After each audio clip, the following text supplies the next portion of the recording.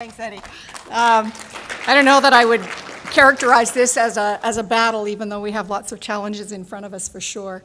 So one of my tasks for you this morning is just to summarize the session a little bit. You've been incredibly patient and I hope engaged in the last hour and a half of talks. So I'm going to summarize the session a little bit, and then one of the most important parts of today for us is receiving your input.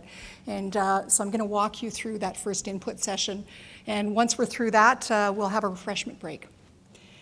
I wanted to speak about what you heard this morning in terms of the overall purpose at AI-EES. And we have very engaged employees and high scores. And I think part of that is because our people feel so connected to their purpose and the importance of their work. Everything you heard about this morning is really targeted at getting Alberta to a position where we are demonstrating superior environmental performance as well as diversifying the energy economy. So you heard from Vicki, who spoke about great strides in improving SAGD efficiency, reducing the amount of water, the amount of energy that we need to extract those in situ resources, and also how to capture the carbon and create some value out of that carbon if we can. Mark actually took it one step further and said, hey man, we don't want to use water at all where we don't have to.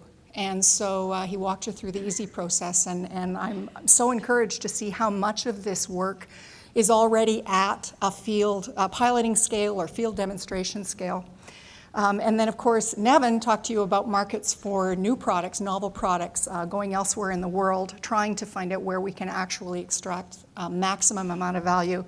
And then Shunlan took us back and talked about some really important applied research that we're going to need to tackle, questions we'll have to solve to be able to get to that value add into the future. You've heard about our 2030 targets a couple of times already this morning, and I just picked 4 of them that my team in Energy Technologies is focused at entirely.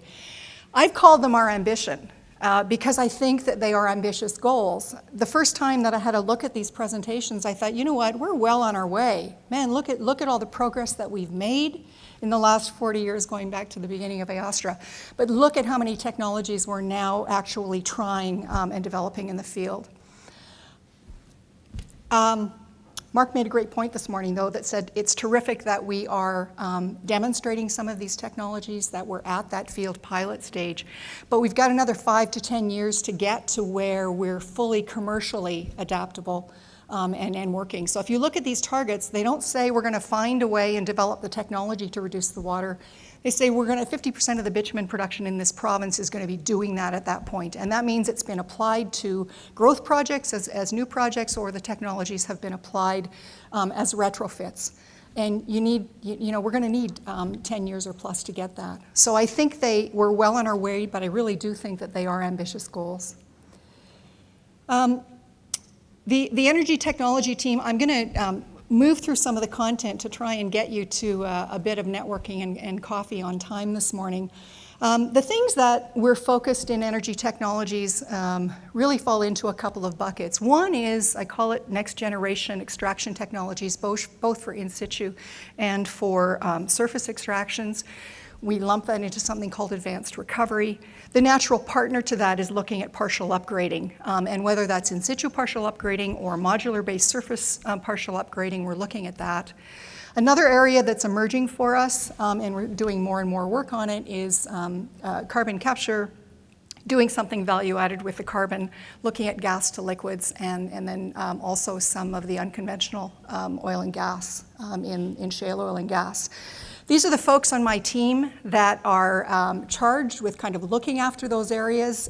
You met Nevin, you met Shunlan up here before. Many of you will know Duke as well.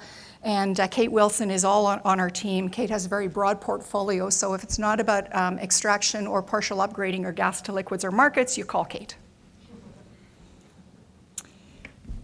Just one very small summary slide, and this really takes us into, so what's our ambition for 2030? I think we've got everything we need. We have incredible talent, both in Alberta here and also on talent that we pull globally. We've got capacity. I think we've got demonstrated and proven approaches to how we undertake this work. And I get confidence from that in the results that we're actually producing. We have the partnerships, I believe, that we need as well to make this all happen. But I don't think we have enough time. And even if we have enough time to get to 2030, why wouldn't we do this work earlier? It's a great benefit to the province and to all of us here. So I just encourage us to continue working with this great sense of urgency, as well as being very focused on the purpose of our work. It means laser focus on answering those questions and closing the gaps that we identify through workshops. I want to encourage everyone to fail faster. Many times in this work, things don't turn out the way we anticipated. Don't hold on to faint hope. Learn what you can learn, and let's keep it moving. And in an environment of less than robust energy prices, frankly, I think there's a huge opportunity for us to up our game on collaboration and integration. It's more important than now if we can maintain the funding on this innovation work as a minimum. I do think that we can really stress more collaboration, become more innovative more quickly. So I just encourage you to continue to work with us. We were going to have a brief Q&A session at this point in time, but what I'm going to do is just Vicki and Mark and Nevin are all at this front table. If you guys could stand up just for a second so that people know where they are. And Shanlan is sitting at the table just behind them in the lovely red jacket. So if you did have questions from the presentations this morning, I encourage you to seek them out at coffee or lunch and engage in a conversation there. So with that, I'm going to move to the input session. This is what we're trying to encourage is conversation around your table, as well as a simple way to provide input for us. For those folks who are sitting one or two to a table, you might just want to pop back and work with some other folks so you get the benefit of that added conversation. I'm going to pause now for about 20 seconds. At every table, you need to do two things. You need to pick someone to facilitate the discussion, and you need to pick somebody to act as a scribe. So busy, figure out who's going to do that. And I'm timing you. Okay. That's been about 20 seconds, so if you're running behind, it's just going to get harder from this point on. Whoever has volunteered or been voluntold to act as the scribe, you'll find a gray folder on your table. And there's actually 3 folders. We'll use one for each of the feedback sessions today. So scribe, I'd like you to pick up the gray folder. And what you will find, I know you're anxious to get started. What you will find in that gray folder are 3 pieces of paper that list the 2030 targets that you've seen a couple of times today in the 3 themes of production and value add, water and land, greenhouse gas emissions. So on the left-hand side are the targets for 2030. Your first task, I'm going to give you like 4 or 5 minutes for this. I want you to review the targets on the left-hand side and answer for at your table, which of those targets do you think will still be relevant and useful in 2050? And if you think that target is still going to be important in 2050, just draw a circle around it.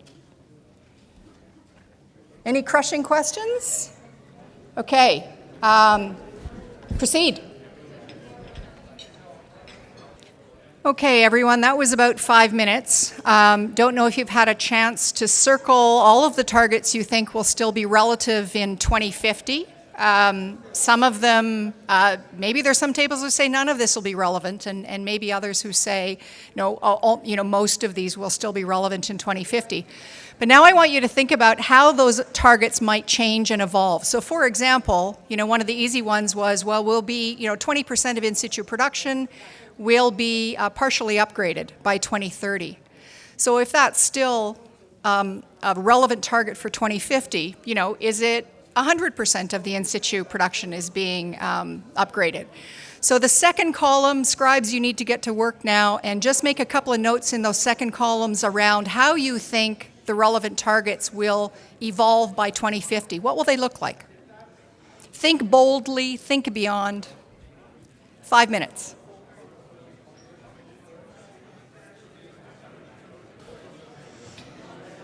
So I'd like to interrupt you with just the third part of this exercise.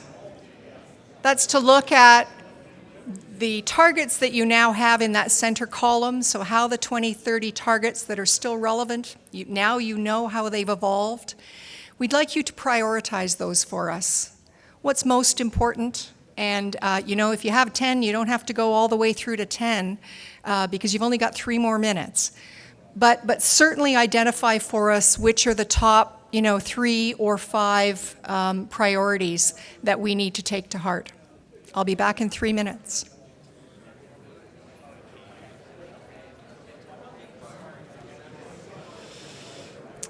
So, I realize that was a very short exercise and likely too short for the level of engagement and discussion that you would like to have around the 2050 targets and our future. You'll have an opportunity to do some more work on this in the second feedback session later today.